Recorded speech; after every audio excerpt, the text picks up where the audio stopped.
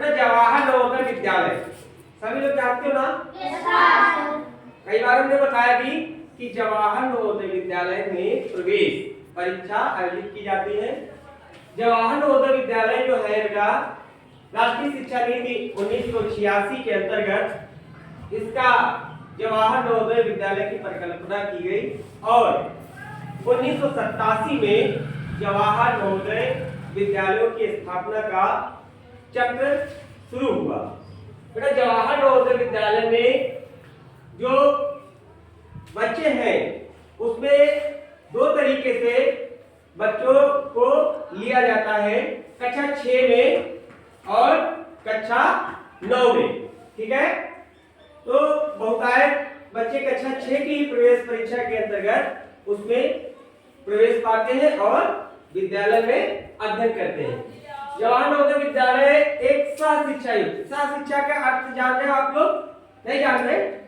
सह शिक्षा का मतलब है कि जैसे आप लोग यहाँ पर भैया और बहन यानी दोनों लोग पढ़ते हो, इसी प्रकार की वहां भी शैक्षिक व्यवस्था है। ठीक है, ये आवासीय संस्था है। कैसी है? यानी आपको वहां पे ही गुरुकुल पद्धति की तरह रह के पढ़ना है। ठीक है, क्या करना है? पढ़ना है वहीं पर। ठीक है, उद्देश्य जो है विद्यालय की स्थापना के पीछे उद्देश्य यह है, जवाहर नवोदय विद्यालय की स्थापना के पीछे उद्देश्य यह है बेटा कि जो समाज के आर्थिक रूप से कमजोर वर्ग या पिछड़े वर्ग के ग्रामीण क्षेत्र के बच्चों को गुणवत्तापूर्ण शिक्षा देना। कैसी शिक्षा देना? गुणवत्तापूर्ण, ताकि सभी लोग बराबरी के आधार पर पढ़ाई कर सके। इसमें बेटा शैक्षिक जो कार्यक्रम चलता है वहां पर सीबीएसई बोर्ड का है। काहे का है? तो आप लोग अगर हिंदी बोर्ड यहाँ यूपी बोर्ड में करेंगे तो यहाँ पे हिंदी में पढ़ाई होती है। कहाँ पे पढ़ाई होती है? अगर यूपी बोर्ड में भी दो प्रकार की बोर्ड है, एक हिंदी बोर्ड का है मीडियम और एक इंग्लिश मीडियम चलता है। ठीक है, सीबीएसई यानी central board of secondary education, उसमें कक्षा 6 से 12वीं तक की जो शिक्षा है वो नवोदय में आपको पढ़ाई जाएगी। ठीक है, और ये आवासीय, पूर्णतः फ्री, किसी प्रकार का कोई पैसा नहीं देना होता है। ठीक है, बहुत ही मिनिमम शुल्क देना होता है। ठीक है, उसका भी बेटा वहीं पर रह के आपको खाने की भी सुविधा मिलेगी, आपको स्टेशनरी वगैरह भी मिलेगी, यानी जो कॉपी किताब पेंसिल की जरूरत होती है वो भी वहीं से पूरी होगी। अन्य सामान जैसे आपके ड्रेस वगैरह है ये भी वहां पर आपको उपलब्ध कराई जाएगी। ठीक है, कक्षा 6 में जब हम लोग नवोदय में नामांकन के लिए प्रवेश परीक्षा होती है तो उसमें बेटा जो आयु है विद्यार्थी की आयु 9 से 13 वर्ष के बीच होनी चाहिए। कितनी होनी चाहिए?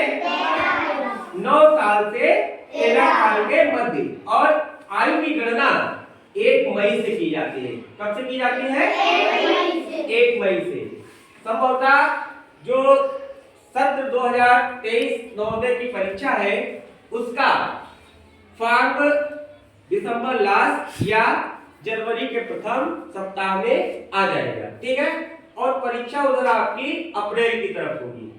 ठीक है, मे बी कि अप्रैल या मई में। ठीक, तो इसमें जो प्रतिष्ठान की बात करेंगे बेटा, इसमें 75% ग्रामीण परिवेश के बच्चे लिए जाते हैं। कौन से? हम किस परिवेश में रहते हैं? यानी हम लोग ग्रामीण परिवेश में रह रहे हैं ना।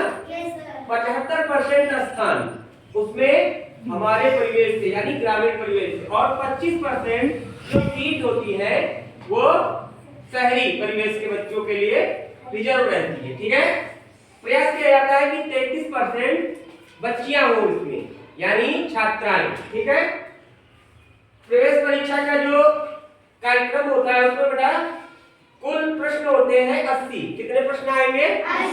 80 प्रश्न आएंगे और कुल 100 अंकों की परीक्षा होगी। कितने अंकों की? 100 अंकों की परीक्षा होगी।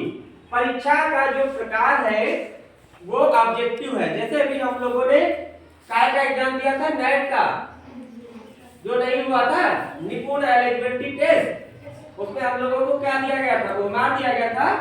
उसमें हम लोगों ने ए बी सी डी में जो ऑप्शन सही होता था उसमें क्या करते थे, गोला बना रहे थे ना।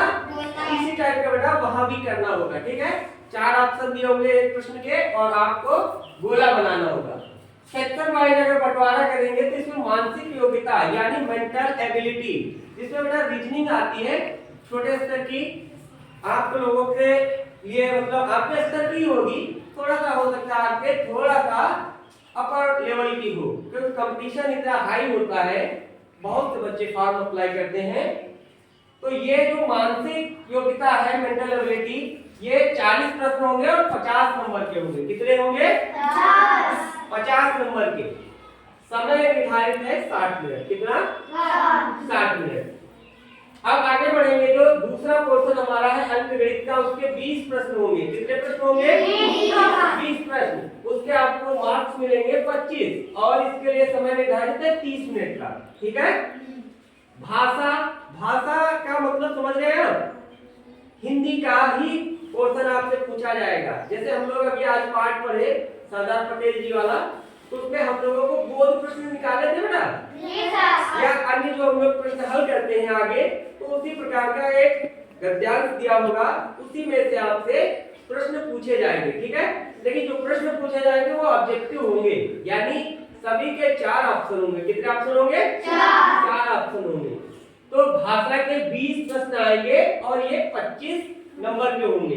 तो इस प्रकार 50, 25, 25 टोटल हो गया 100। और प्रश्नों की संख्या जो मेंटल एबिलिटी है वो 40 है, और जो गणित है वो 20 नंबर की, और भाषा हमारी 20 नंबर की, यानी प्रश्न ये आएंगे। तो ये नंबर का आगे बंटवारा करेंगे तो 100 नंबर का होगा, प्रश्नों का आगे बंटवारा करेंगे तो 40, 20, 20 टोटल 80, ठीक है। समझ गया ना? यानी